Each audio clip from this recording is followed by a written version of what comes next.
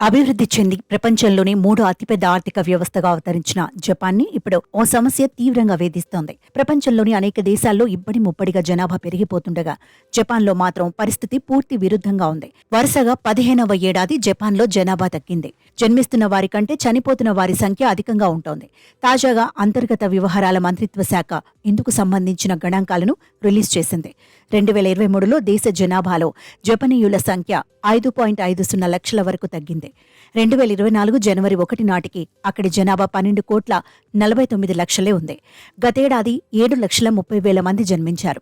15,80,000 మంది మృతి చెందినట్లు మంత్రిత్వ శాఖ డేటా వెల్లడించింది. వివిధ దేశాల నుంచి 3 లక్షలకు పైగా విదేశీయులు జపాన్కి వలస వచ్చారు. తద్వారా విదేశీయుల సంఖ్య 33,23,000కు చేరింది. విదేశీ నివాసితుల సంఖ్య పెరగడం వరుసగా ఇది రెండోసారి. 2009 నుంచి జనాభా తగ్గుదల ప్రారంభమై నిరంతరం క్షీణిస్తోంది. దేశంలో మరణాల సంఖ్య అత్యధికంగా ఉంది. నవజాత శిశువుల సంఖ్య మరింతగా తగ్గింది. Tokyo, కనగావా, Osaka, Aichi, Saitama, Chiba, Hugo, Fukuoka prefecture నగరాల్లో దేశం మొత్తం జనాభాలో సగానికి పైగా నివసిస్తున్నారు.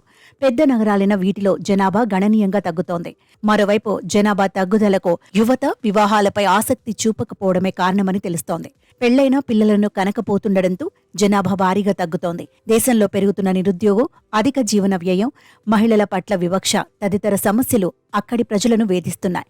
వివాహం చేసుకుని సంతానాన్ని కనే వారికి ప్రభుత్వ ప్రోత్సాహకాలు ప్రకటిస్తున్నా యువత నిర్ణయాల్లో పెద్దగా మార్పు రావట్లేదు. అందుకే ఆస్పత్రుల్లో ప్రసవాల సంఖ్య భారీగా తగ్గిందని, నవజాత శిశువుల సంఖ్య దేశవ్యాప్తంగా నామమాత్రంగానే ఉంటోందని అధికారులు చెబుతున్నారు. 2050 నాటికి 40% మేర జనాభాను జపాన్ కోల్పోయే ప్రమాదం ఉందని నివేదిక తేటతెల్లం చేస్తోంది.